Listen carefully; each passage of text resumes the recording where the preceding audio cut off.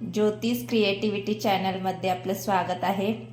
आज आपण पाहणार आहोत हिरव्या मुगाची भाजी। तर ती मी अगदी 10 ते 15 मिनिटात कशा पद्धतीने बनवली चला आपण पाहूयात। इथे मी 2 वाटी हिरवे मूग घेतलेले आहेत। आता ह्याला आपण एका कढईमध्ये मीडियम गॅसवर भाजून घेऊयात। 5-1 मिनिट आपल्याला भाजून घ्यायचे, कलर थोडा चेंज होईपर्यंत। मीडियम गॅसवर आपले मूग परतून झाले, छान असे खरपूस भाजलेत। आता गॅस बंद करून घेऊयात आपण आणि मूग थंड करायला ठेवून देऊयात। मूग आपले थंड झाल्यावर ते मी छान धुवून पाण्यामध्ये ठेवलेले आहेत। आता आपण फोडणी करून घेऊयात। गॅसवर मी कुकर ठेवलेला आहे, त्यामध्ये 2 चमचे तेल घालून घेतले। तेल गरम झालं की त्यामध्ये 1 चमचा मोहरी घालून घ्यायची आहे। मोहरी छान तडतडून द्यायची।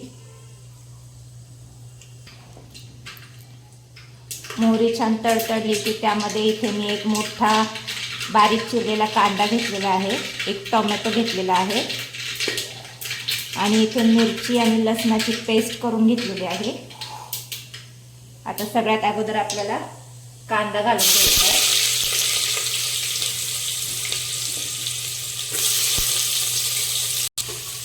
कांदा आपल्याला छान गोल्डन परतून घ्यायचा आहे। कांदा आपल्या परतत आलेला आहे। आता त्यामध्ये आपण इथे जे लसूण आणि मिरचीची पेस्ट करून घेतली होती ती यामध्ये घालून घेऊया आणि हे सुद्धा छान परतून घ्यायचे आपल्याला, कारण मिरची यामध्ये आपण कच्चीच घालून घेतली, लसूण देखील कच्चाच आहे। 1-2 मिनिटं छान परतून घ्यायचे। मिरची छान परतून झाली। आता त्यामध्ये आपण हा जो टोमॅटो होता तो घालून घ्यायचा आहे। टोमॅटो घालून देखील 2 मिनिटं आपल्याला परतून घ्यायचे।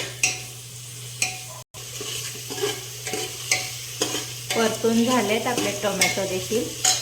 आता यामध्ये आपण चवीनुसार मीठ घालून घेऊया। मीठ घातले मी चवीनुसार आणि पाव चमचा हळद घालून घेते।